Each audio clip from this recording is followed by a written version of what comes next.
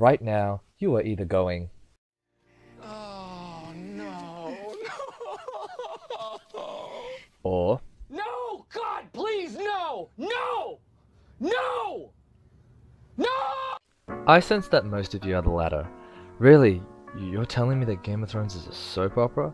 How can this television trash be anything like my brilliant zombie killing show, or no way, my superhero or fantasy show, that's all about saving the world, being a hero, fighting bad guys. Before everyone riots, let's start by first saying the answer to this question is not cut and dry.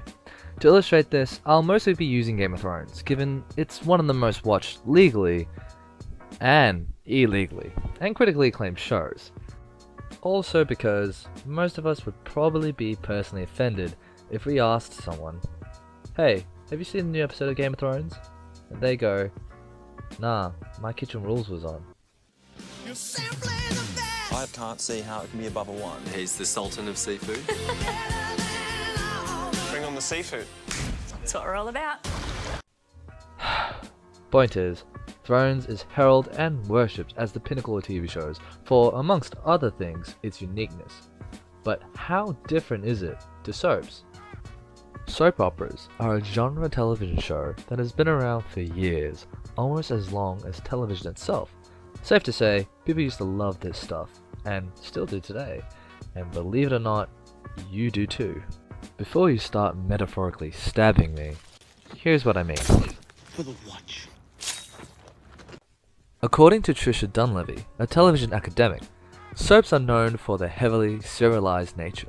Its other common traits include multiple interweaving plot lines, an extremely loyal fan base. I wonder what that sounds like. Soaps are also infamous for murders, deaths, plotting, and scheming. Oh, let's not even get started with characters dying then coming back alive again. Topped with interfamily drama and, well, interfamily relations, you've got the makings of a soap.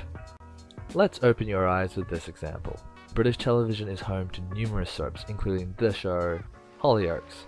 This is Sienna and Dodger, twins. That's right, twins. Not only does Sienna pursue her twin, it is later revealed that they unknowingly had a teenage daughter, Nico. Their relationship reminds me of something.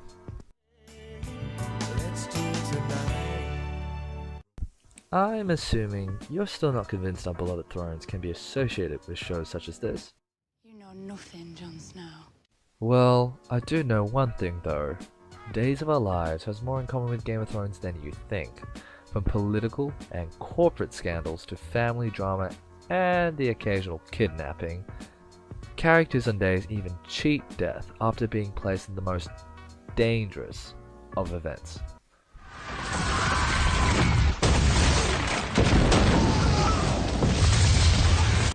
Okay, maybe not always in Game of Thrones, but core to what makes soaps work is this trait of complex relationships and the dynamics between characters.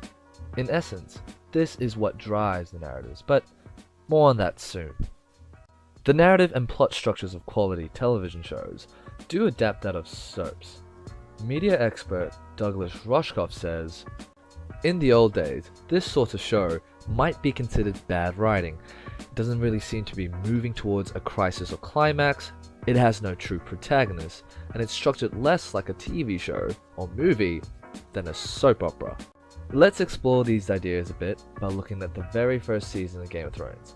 Alright, the first episode, at the very beginning, we are introduced to the White Walkers, a great apparent threat to Westeros and its characters. Note how I didn't say main threat. You know why? Because we never see them again in the entire season, with multiple antagonists, if we can really call them all that, and multiple protagonists.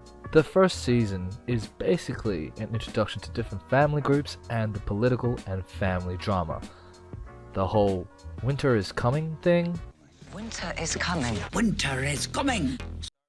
an impending crisis for the entire cast of characters that, for multiple seasons, take the back seat of an 8-seater minivan that is Game of Thrones, with the front seats taken up by its soapy siblings of politics, scheming, betrayal, family drama, and character development.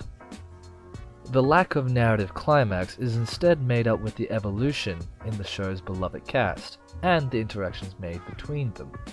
If you think about it, Game of Thrones or Walking Dead, like many prestige TV shows, have its seasons end with this focus on character.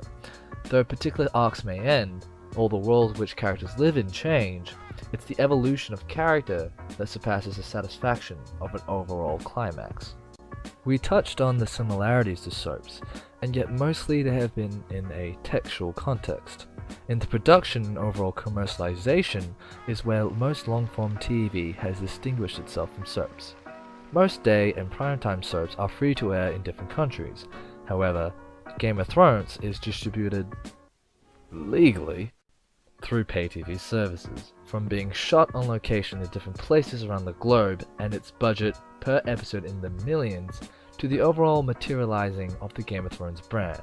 It's clear to see there are some stark differences between the two. Pun not intended.